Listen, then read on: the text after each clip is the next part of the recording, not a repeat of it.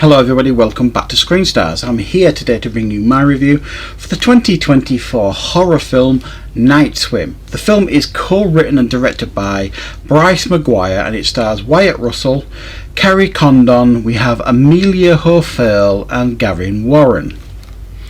Now the film focuses on a young family. You've got the dad played by Wyatt Russell and the mum played by Kerry Condon and two kids. Now, Wyatt Russell's character, Ray, is an ex-ball player, professional baseball player, and he essentially has fallen ill. I think he's got MS or something like that. So his health is declining and he can no longer play a ball. So they're looking for a house, and they find this house. It's perfect. It's got this massive pool that's not been used. So they decide to buy the house, move in, renovate the pool, get it up and running again.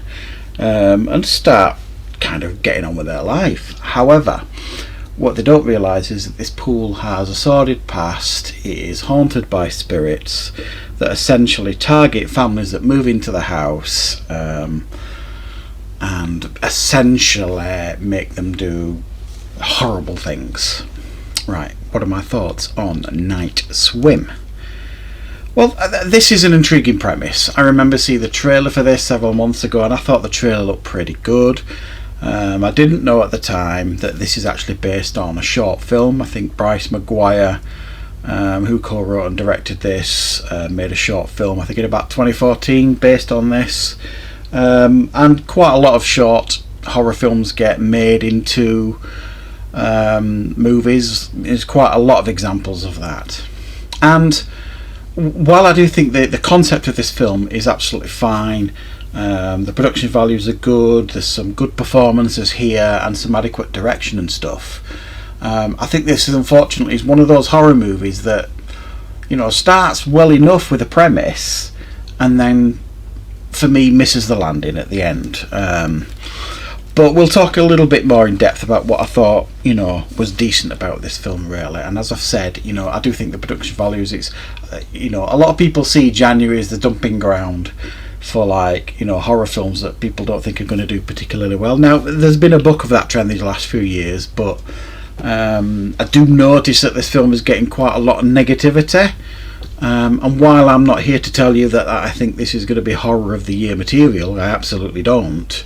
This is certainly a very, very watchable film that unfortunately has a lot of horror cliches thrown in there, a lot of jump scares, and with a real kind of Amityville, you know, twist, if you like. It's not even a twist. They basically, you know, like the father getting possessed in Amityville sort of thing.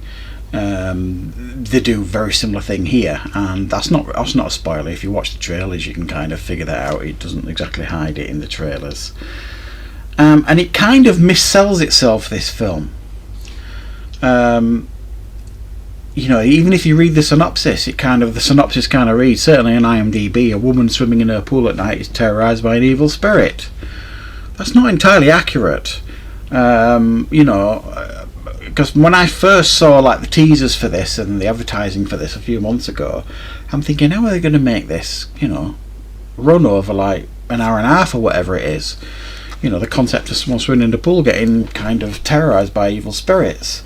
And they don't. There's much of this film focuses on the family life. You know, they have like a family pool party by inviting the neighbours that doesn't end well. But you know, you see quite a lot of the family dynamics, as well as many different scenes of the family members experiencing terrifying things in the pool. And it's the usual trope, you know, the spirit or spirits to kind of target one of the children, the youngest, and they want them sort of thing. So it's boring of so many other films. It does get to the point where you're kind of thinking, well, the only original thing really about this film is the pool, the kind of water thing. Beyond that, they've kind of stolen much of everything else from every other, you know, pretty much well-known horror film that's ever been made. And it, you know, borrows loads of horror cliches. You know, there's a family cat that goes missing. You know, and what would you expect in a horror film? Someone to play in the pool at night, two people to play in the pool at night, boyfriend, girlfriend sort of thing. And if you said Marco Polo, you'd be absolutely right. You know, it's not full of surprises, this film, which really does, I think, let it down. There's no real shocks or surprises, other than a couple of nicely constructed jump scares, and they are nicely constructed jump scares, and some pretty creepy visuals that I thought were very good and very effective at times. I think because it leans so heavily into the tropes and the horror tropes that we're all so familiar with, it kind of dumbs down the movie, and by the end of the movie it just becomes messy, and a bit of a messy. It's almost like they didn't know what to do with beyond the short film, beyond the idea that they initially had for this film, which is a cool concept, you know, like a haunted pool.